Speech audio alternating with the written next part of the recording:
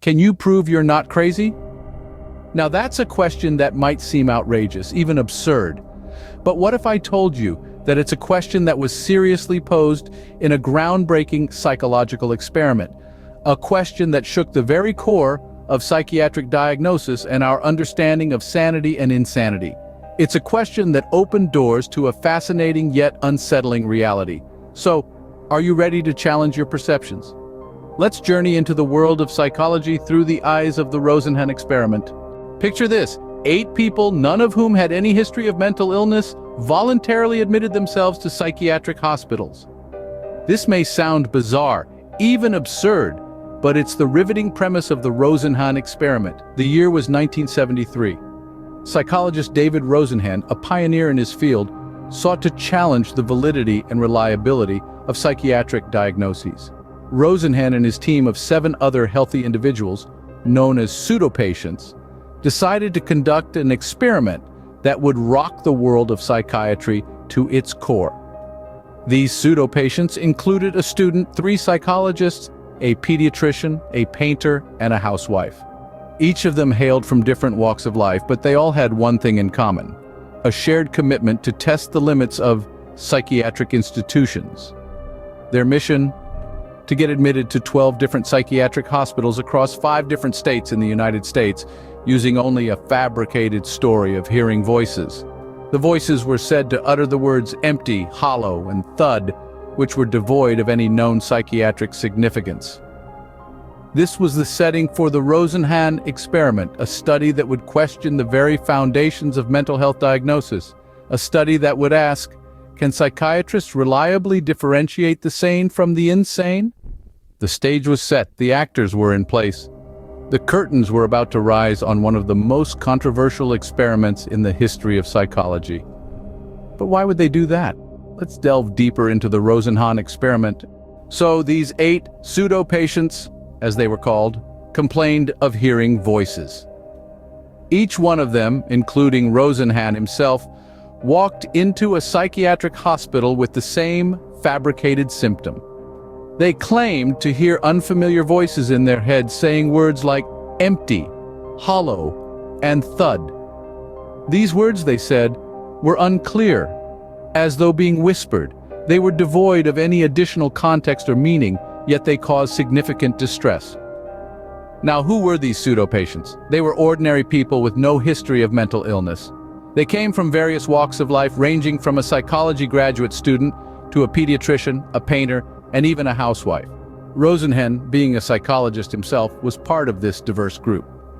They were all perfectly sane, yet they were about to voluntarily plunge into the world of the mentally ill.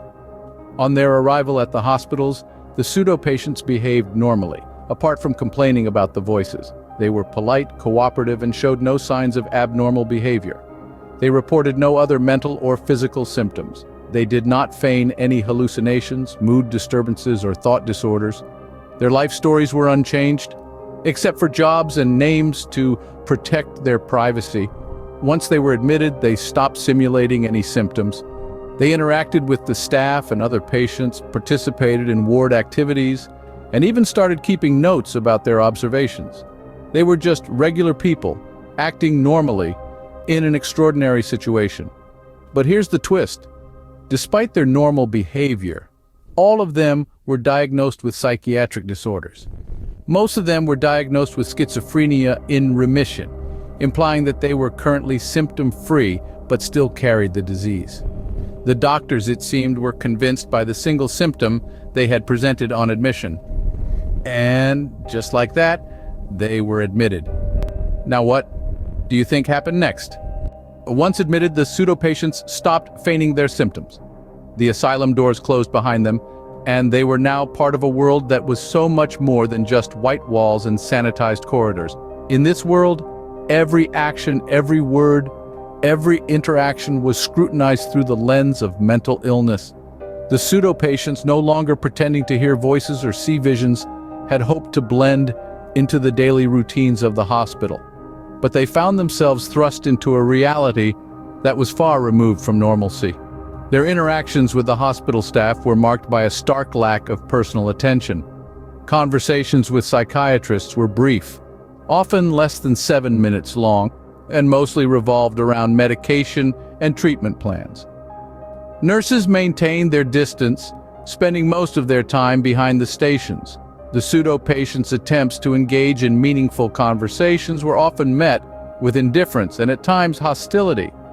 The treatment they received was largely impersonal and dehumanizing. They were stripped of their identities, reduced to mere numbers or diagnoses.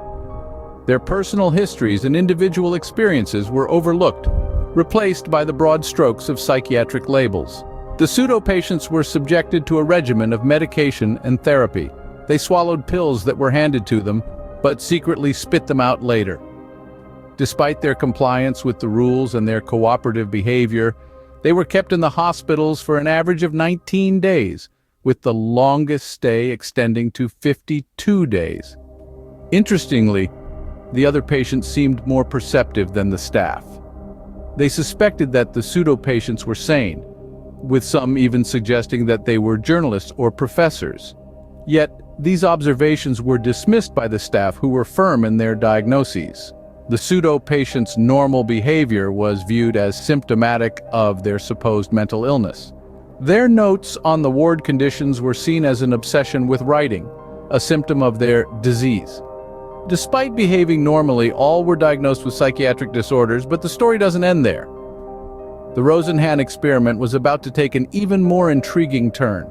Once discharged, the pseudo-patients came forward with their true identities.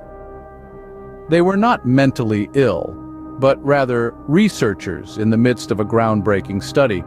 This revelation sent shockwaves through the medical community and stirred up a hornet's nest of controversy. The hospital staff, initially taken aback, claimed they had known all along that these were not real patients. But the records told a different story. The implications of the Rosenhan experiment were profound. They suggested that the mental health system was unable to distinguish sanity from insanity. This was a slap in the face of psychiatry, a field that prided itself on its diagnostic acumen. The experiment raised serious questions about the reliability of psychiatric diagnoses and the validity of psychiatric labels. But Rosenhan wasn't done. He launched a second experiment, adding another layer to the already intriguing narrative. This time, he informed a psychiatric hospital that pseudo-patients would be sent over a period of 3 months. The hospital staff was on high alert, scrutinizing every patient with a fine-tooth comb. During this period, the hospital identified 41 potential pseudo-patients. They were sure they had successfully unmasked Rosenhan's imposters. The staff breathed a sigh of relief, confident in their ability to separate the sane from the insane. But here's the kicker: Rosenhan hadn't sent a single pseudo-patient. The individuals identified were ordinary patients seeking help. This revelation was a body blow to the hospital's confidence. It showed that when warned of deception, the staff saw deception everywhere, even where it did not exist. This second experiment underscored the subjectivity of psychiatric diagnoses. It demonstrated how expectations and preconceptions could cloud clinical judgment. It wasn't just that the psychiatric system was flawed, it was that even when put on notice, it was prone to seeing illness where there was none. The hospitals braced themselves for pseudo-patients, but the twist was, there were none. This is the enduring legacy of the Rosenhan experiment, a sobering reminder of the pitfalls and biases in mental health diagnoses. The Rosenhan experiment shook the foundations of psychiatry. It was a monumental event that unearthed the deep-rooted flaws within the diagnostic system of mental illness. The pseudo-patients, ordinary individuals feigning auditory hallucinations, were admitted into asylums and diagnosed with severe psychiatric disorders. Yet their normal behaviors were interpreted as symptoms of their supposed mental illness. This experiment highlighted the subjective nature of psychiatric diagnosis and the stigmatization of mental health patients within these institutions. The power of labels was a key takeaway from Rosenhan's study. Once labeled schizophrenic, the pseudo-patients were viewed through a lens of prejudice and bias. Their normal behaviors were twisted and seen as manifestations of their illness. This revealed a glaring issue with the diagnostic process. It was more about the labels than the individuals themselves. Rosenhan's experiment also underscored the dehumanizing treatment within mental institutions. The pseudo-patients reported a lack of privacy, depersonalization, and a sense of invisibility. This experiment brought to light the urgent need for reform in the treatment and care of mental health patients. However, the Rosenhan experiment wasn't without its critics. Some questioned its methodology and ethical implications. Was it right to deceive medical professionals and take up resources meant for actual patients? Despite these criticisms, the experiment sparked a vital conversation about the validity of psychiatric diagnoses and the treatment of mental health patients. It led to significant changes in the diagnostic criteria and practices within psychiatry. The impact of the Rosenhan experiment continues to resonate today. It has influenced revisions in the Diagnostic and Statistical Manual of Mental Disorders, moving towards a more humanistic and individual-centered approach. The experiment has also encouraged ongoing discussions about mental health stigma, the reliability of psychiatric diagnoses, and the importance of empathy and understanding in mental health treatment. So next time someone asks if you can prove you're not crazy, remember the Rosenhan experiment. You might find it's not as straight